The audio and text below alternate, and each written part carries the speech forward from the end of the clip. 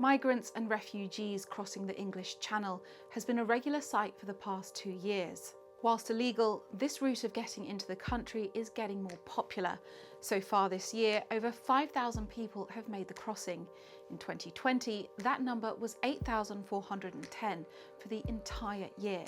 Despite this, the overall number of people claiming asylum in the UK each year is actually falling. So why are we seeing more people crossing via the Channel? What we've seen is a shift in the way that people are entering the UK. Historically, people would have centred around the port of Calais. They would have waited for potentially an opportunity to jump on the back of a lorry and cross the Channel that way. And what we've seen is there's been an increase in sort of security measures around the sort of the freight route. And of course, the impact of COVID, which has closed down flights to the UK and also reduced the amount of freight. What happens to people once they arrive in the UK illegally? They are arrested under the Immigration Act, kept in a detention centre, then in their first step for claiming asylum, they go for a screening interview. However, the number of people waiting for a decision on their asylum claim is the highest it's been in over a decade. At the end of March 2021, there were 66,185 people awaiting an initial decision from the Home Office.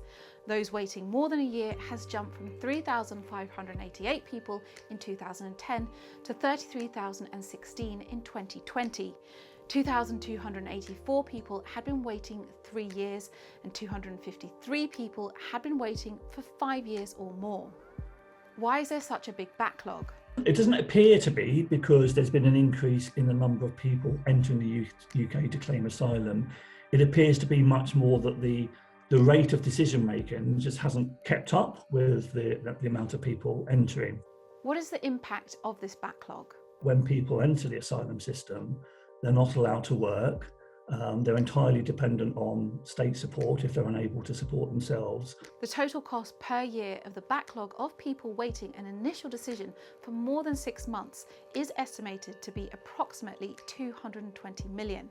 The Home Office says there is a new policy to clear these outstanding cases and to speed up decision making, but as yet these proposals haven't been made public, and what's more, the government's new plan for immigration makes no reference to it. What is the new plan for immigration? Brexit ended the right to free movement, so now the government will be introducing a new points-based immigration system based on the skills people have to offer. But this system also plans to take into account the route by which people come into the country. One of its key features is to almost set up a two-tier asylum system, whereby the rights and entitlements of people seeking asylum will be entirely dependent on their method of entry or their route of entry to the UK. The Home Office has pledged to stop the numbers of people entering on small boats. Under the new plans, this would mean that would-be asylum seekers who don't arrive via organised sponsored routes won't be able to enter the UK asylum system if they have already travelled through what is deemed a safe country like France. What would happen to would-be asylum seekers?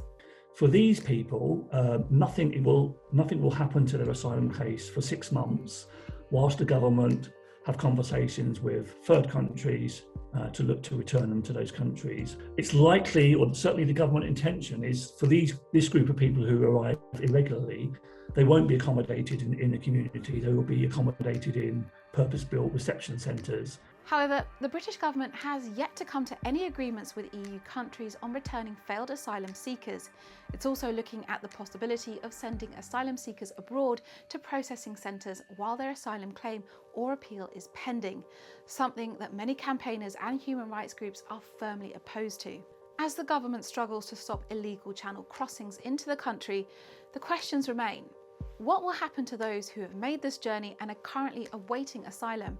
And what will happen to those who attempt to make this crossing in the future?